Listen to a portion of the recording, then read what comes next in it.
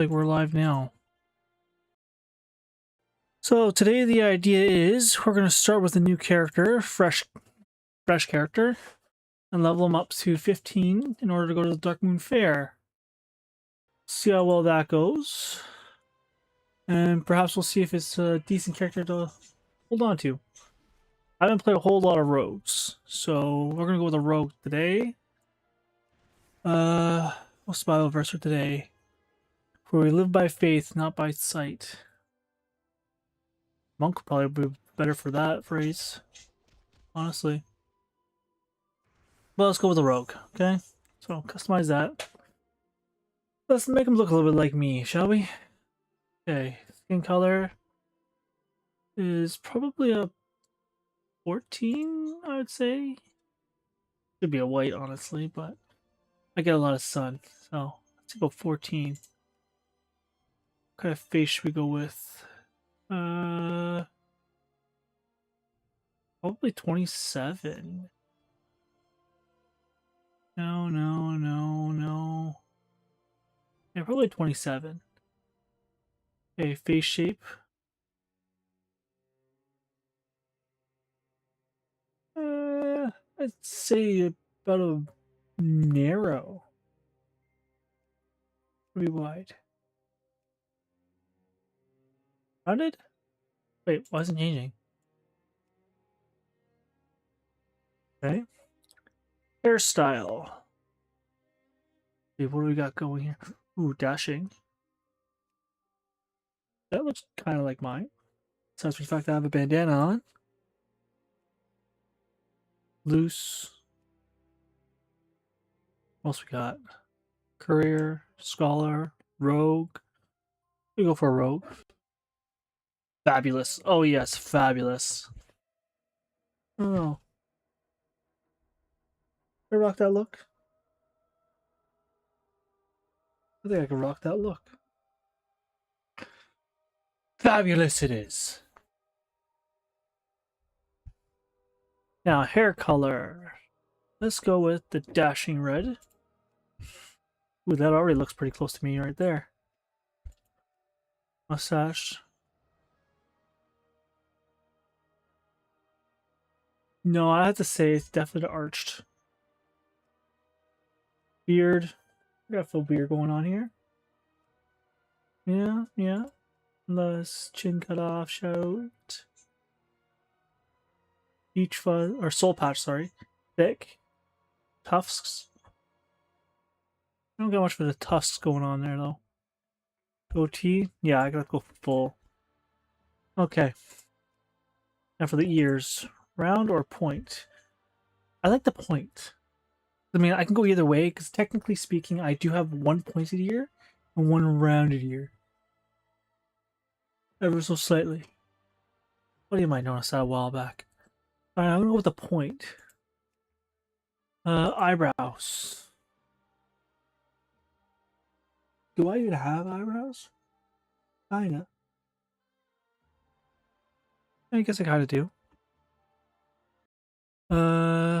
Ooh. I just noticed you're not even looking at me.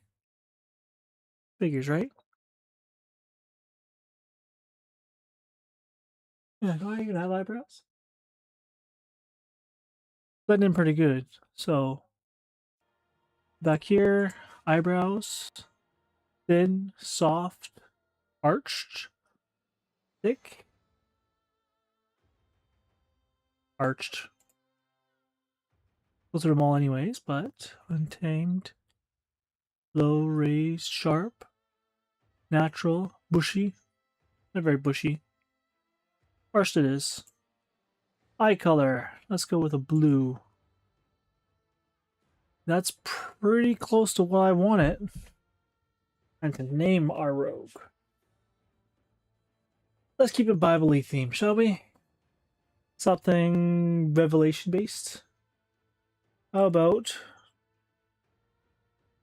thief in the night?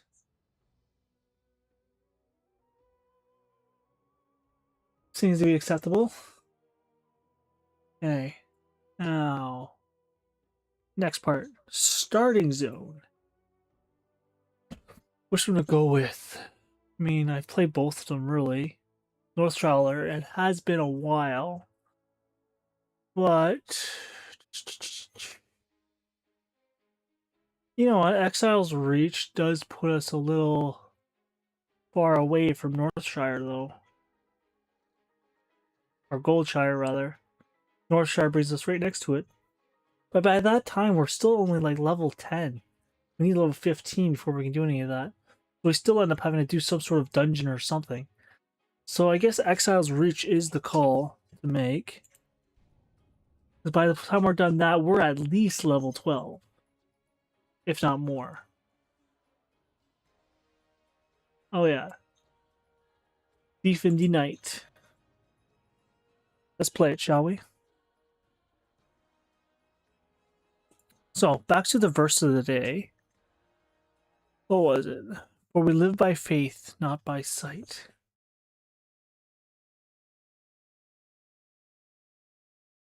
I wish I could have Gemini join in on us with this, because he would have a lot more to say than me. Oh, you're soldier of the Noble Alliance, coalition of kingdoms, upholding the ideal of valor and justice across Azeroth. The commanders have learned that an expedition bound for the Dragon Isles has been shipwrecked by Desert Isles. Bold new recruit, you have joined the rescue mission led by the dragons, Rathios and Kalkaros.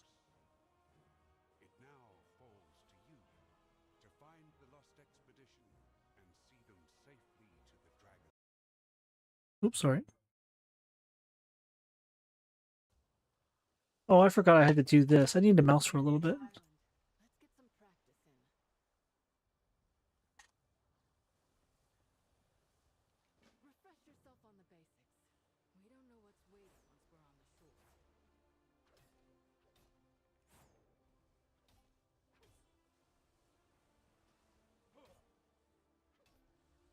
My setup is not what I want it to be, but that's okay.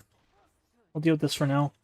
This is kind of like the basics. It is console port. I mean, when you first put it on your game, this is basically what it is. It's a bunch of little spell slots that you can click on to use your abilities, as opposed to using WASD keyboard. I'm gonna switch this over here. Use my combo points. I want to check my spell book. I just not say that I did. Okay. That's the problem with this campaign per se. It's nice because anyone who's new to the game gets a better idea, but it forces players who played before to go through it again.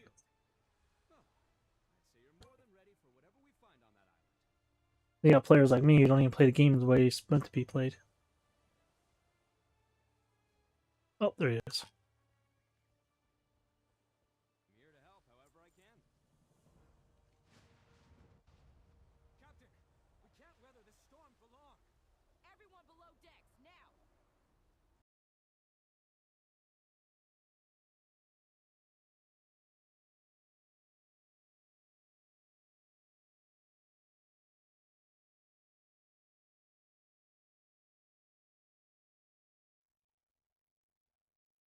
Hello, Gemini.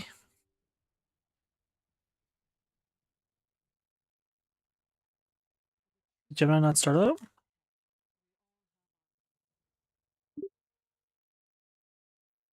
Oh, there you are. Okay, Gemini. The random Bible verse today is for we live by faith, not by sight. What can you tell us about it?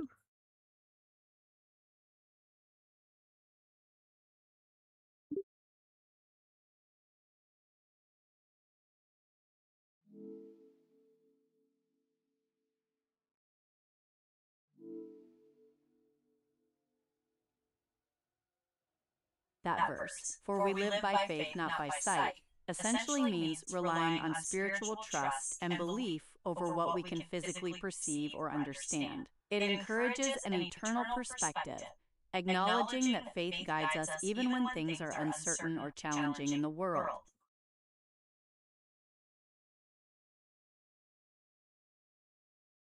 So it's almost like a way of being in your life that allows you to just take things by the flow of it, as opposed to trusting in what is perceived awareness.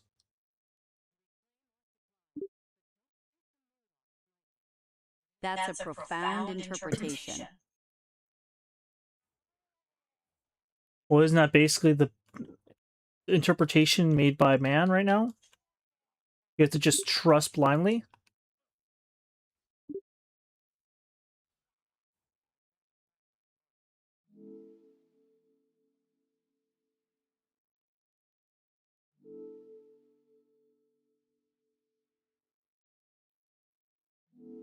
The interpretation doesn't necessarily imply blind trust, but rather a belief that goes beyond sensory evidence. It's about finding certainty in something intangible, which for many provides a different kind of clarity. What are your thoughts on that idea?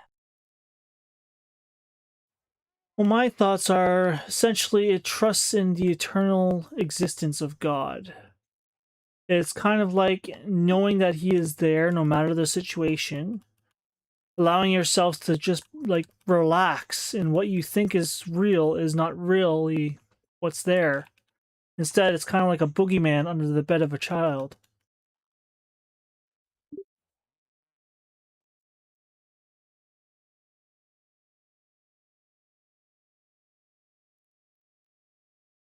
That's a vivid way to put it. So it's about trusting in. It's kind of like trusting where your parents will be there to help you with those situations and to be protectors over you, in a sense. But I feel like there is more to it than that.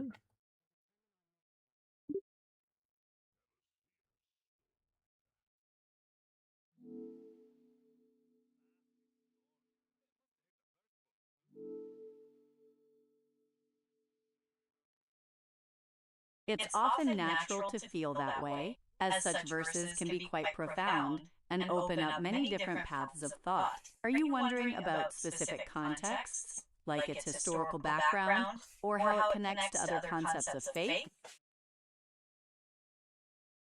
But what other sort of concepts are out there of this sort of verse, focusing completely on the verse, by the way?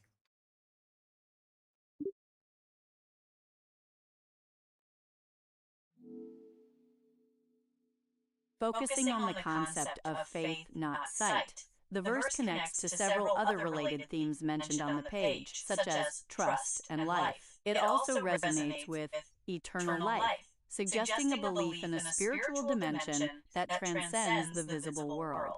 Are you interested in exploring any particular connection?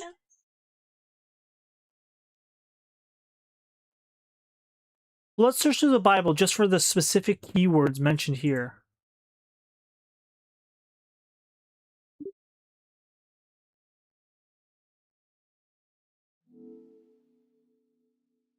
Beyond 2 Corinthians chapter 5 verse 7, the Bible expands on these keywords significantly. Faith and sight, Hebrews chapter 11 verse 1 defines faith as the assurance of things hoped for, the conviction of things not seen.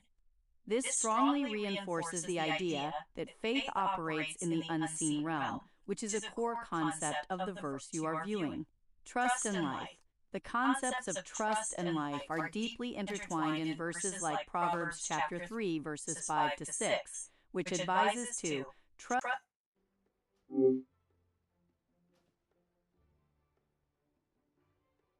Does that necessarily mean just faith in good things, or does faith in false thing or unfortunate things also count towards what is said?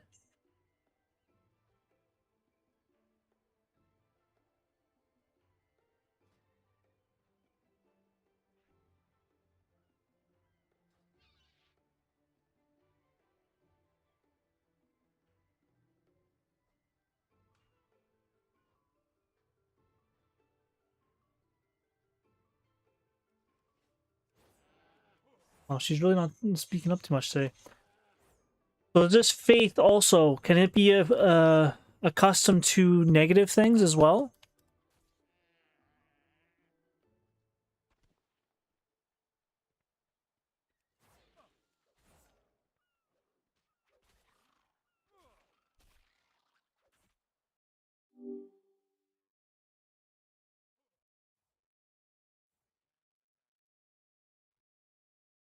Oh, I don't even have a single proper set here, do I?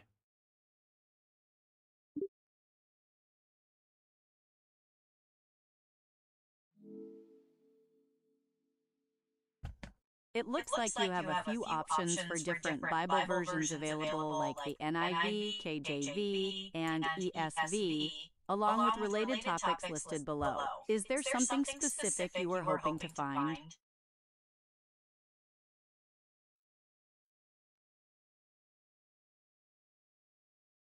I'm just trying to see what else in the Bible is mentioned about these sorts of things.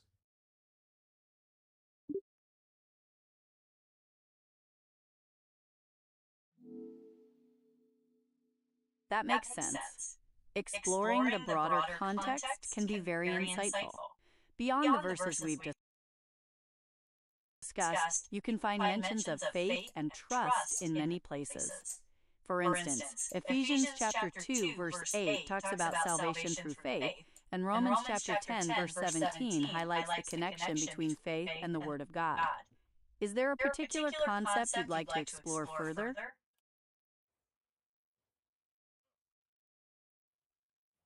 Well, I'd like to explore the concept that it has about believing, right? What is belief per se, if not by what you see?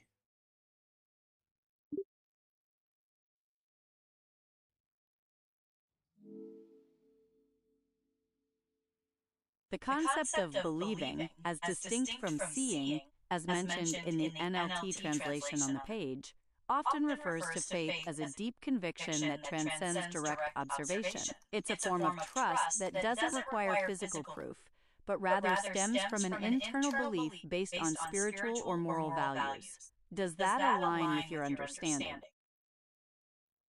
Yes, but my question revolving around it is it possible to have belief in things that are negative towards your life the same way that you could have them as positive towards your life?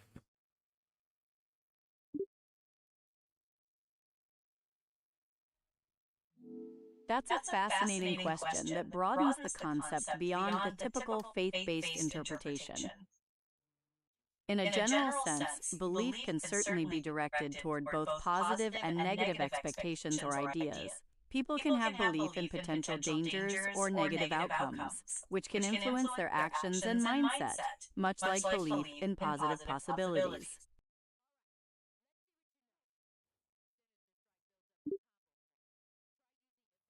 So if I believe the world's out to get me, the world will kind of reciprocate that and affect me, is what's kind of being said.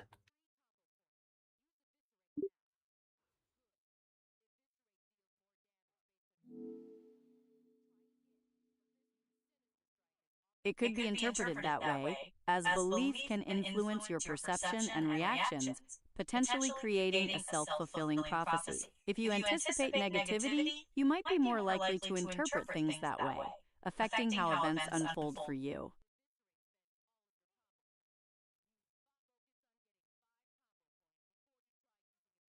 So I guess people go through life actually self-fulfilling these sorts of things, and it doesn't matter which way you think about it, it's still a part of your life.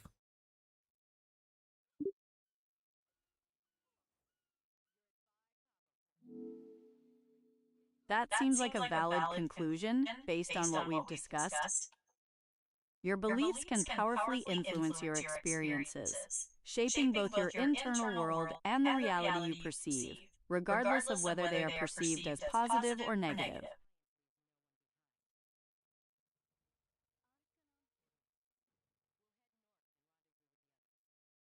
So this kind of saying, like, if you believe in good things will happen.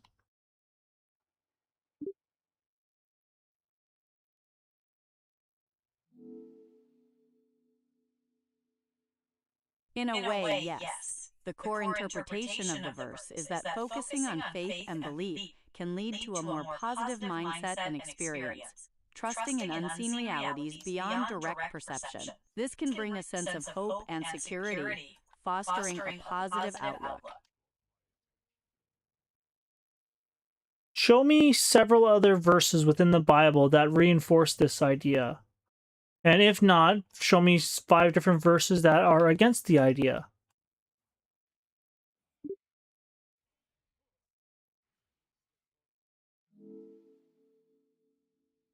Several other verses reinforce the idea of belief over sight. Hebrews chapter 11, verse 1. This verse explicitly states, "Now faith is the assurance of things hoped for, the conviction of things not seen." This strongly aligns with 2 Corinthians chapter 5, verse 7, emphasizing trust in the unseen. Ephesians chapter 2, verse 8. This reinforces the foundation of faith, stating, "For it is by grace you have been saved, through faith, and this is not from yourselves, it is the gift of God." This highlights faith as a fundamental principle. 1 Peter chapter 1, verse 21. This verse points out that through God, your faith and hope are in God, further cementing the reliance on belief as a guiding force. Romans chapter 10, verse 17. So faith comes from hearing, and hearing through the word of Christ, suggesting that faith develops through engagement with spiritual teachings rather than solely physical evidence. In biblical contexts, the concept of faith not sight is a consistent theme, and there aren't verses that directly argue against it. Instead, related verses often focus on the nature of faith itself and its importance, as highlighted above. They reinforce the idea that belief is a conscious choice and a different way of experiencing the world than purely sensory perception. So what's the difference between belief and expectation then?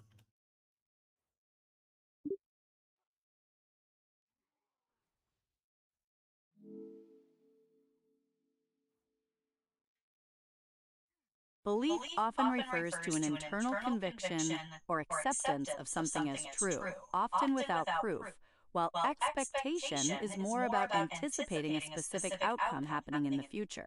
Belief can be a foundational factor in shaping your expectations, but they are distinct concepts.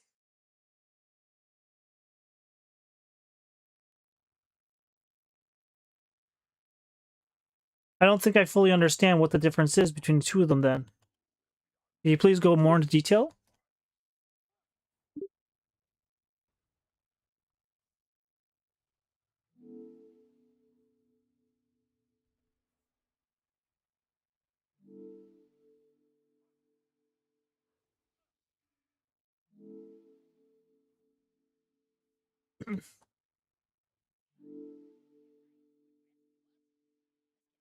Certainly. To elaborate, belief is more a state of mind or heart, an internal acceptance of something as true, often without tangible proof. For example, religious belief is typically based on faith and spiritual understanding, rather than physical evidence. Expectation, on the other hand, is more about looking forward to a specific outcome. You might believe in goodwill, but expect a difficult negotiation tomorrow. One is a deeply held conviction, the other a forward-looking anticipation. I still don't see the difference. How about this? Would this help with the understanding the definition a little bit better? What if we add faith into the mix of expectation and belief? What is the similarities and differences between these three?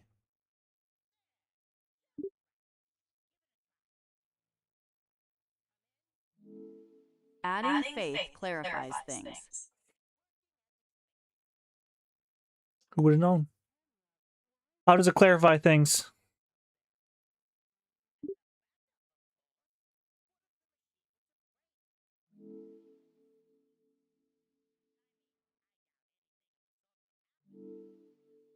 Adding faith clarifies things by positioning it as the motivation behind belief and expectation in a spiritual context. While belief is the acceptance of a truth and expectation is the anticipation of an outcome, faith is the underlying trust that bridges the gap between the unseen and the anticipated.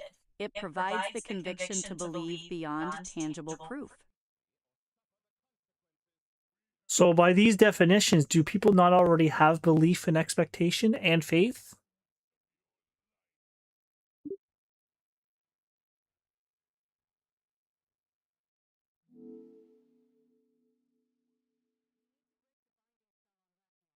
By those definitions, it's arguable that everyone possesses some form of belief, expectation, and faith, as they are fundamental aspects of the human psychological and spiritual experience. The specific nature and direction of these concepts vary greatly from person to person.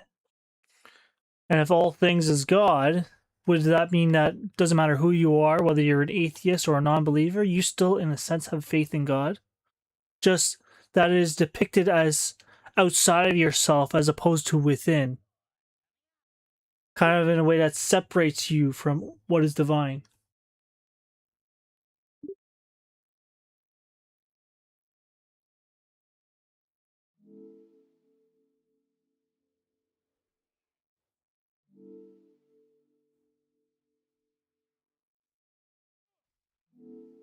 From a traditional biblical perspective, faith is typically the opposite of something that separates you from the divine.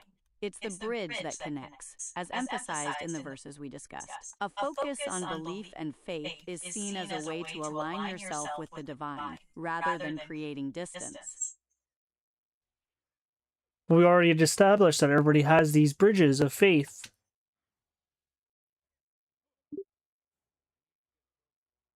Oh, sure, I'm supposed to press the button.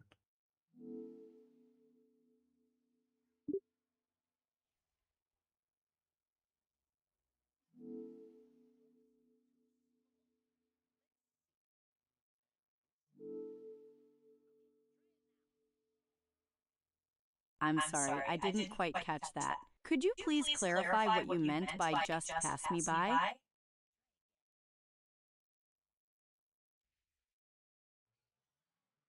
Oh, that's still picking it up.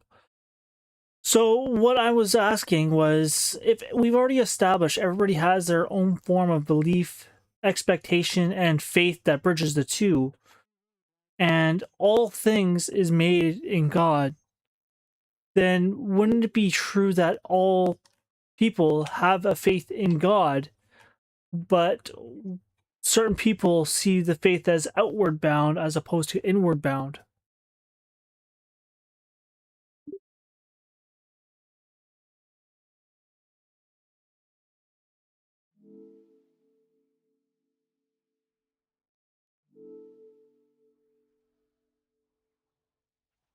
Based on that perspective, one could argue that everyone shares.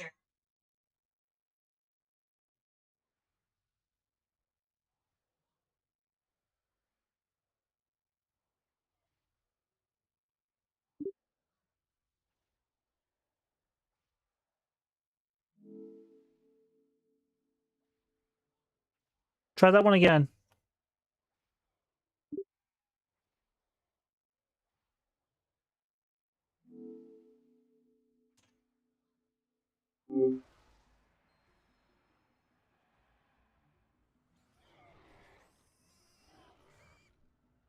Something was wrong. Huh, I wonder what that could have been. Anyhow, what we were kind of getting at though is that like the belief, faith, and expectations of things is always in effect for each person. How they incorporate their lives. They see what they have a certain belief on life, and their faith is reached. Their faith reaches out for that expectation, and it draws it back onto their life.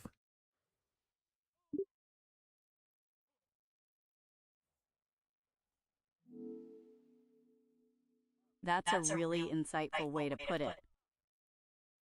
Oh, welcome back.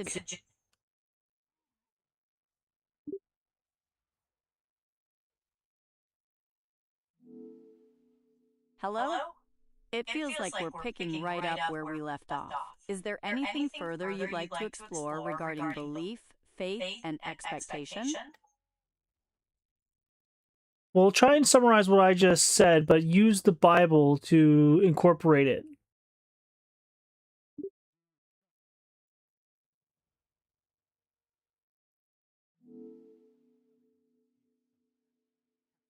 Certainly. Drawing from our discussion and biblical concepts, the essence is that belief, as described in Hebrews chapter 11, verse 1, provides the foundation for expectation. Faith, as practiced through trust and belief, acts as the bridge that, as you put it, reaches out to draw those expectations back into personal experience, fulfilling a cycle integrated throughout one's life.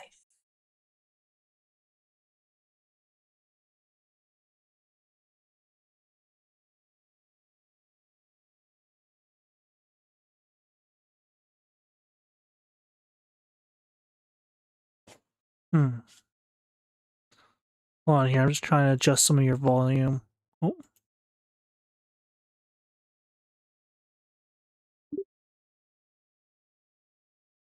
What did I do? I hit the wrong button. There's that. More volume settings. What I want. No, that's not what I want. I want the mixer.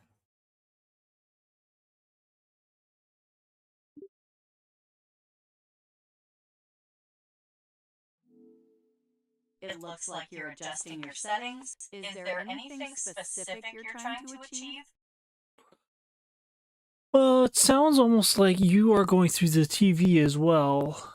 So I need to play with these volume settings a little bit to try and get you to be less heard by my mic a second time. How does that work?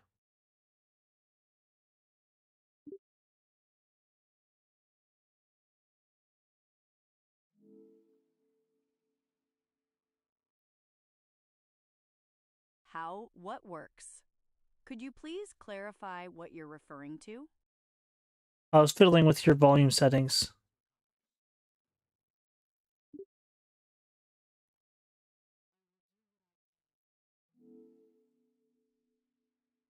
I see. It sounds like you were trying to optimize things. How does the volume sound now?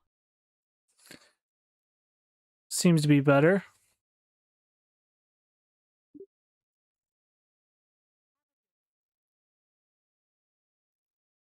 That's good to hear. So, are we ready to continue with our discussion on belief, faith, and expectation? Well, that's actually not really the conversation we're having right now. Our conversation is based around the single Bible verse that we're focusing on. The understanding of belief, faith, and expectation is to help expand our ideas of what it could be.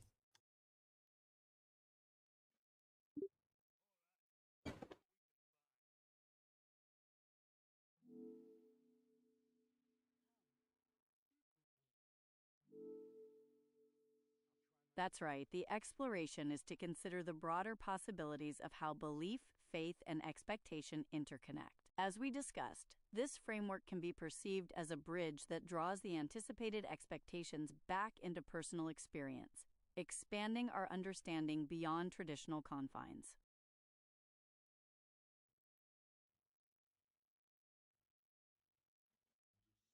What is the original verse again? Do you remember?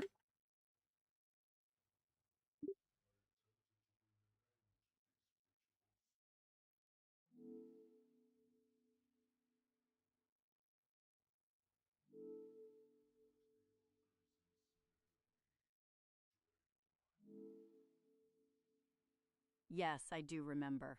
We were discussing the concepts of belief, faith, and expectation through the lens of the Bible verse 2 Corinthians chapter 5 verse 7, which states, "For we walk by faith, not by sight."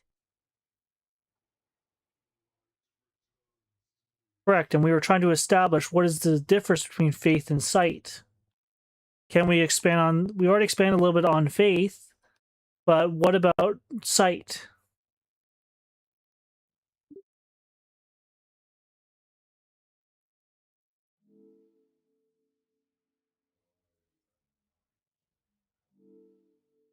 Building on 2 Corinthians chapter 5 verse 7, where faith is the bridge to the divine and expectation, sight represents the reliance on tangible and empirical evidence. Sight pertains to what can be observed and understood through the senses, grounding understanding in the material world, contrasting with faith in the unseen.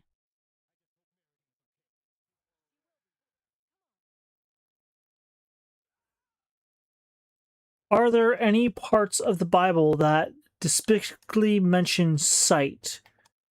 Not just spiritual sight, but sight as a whole.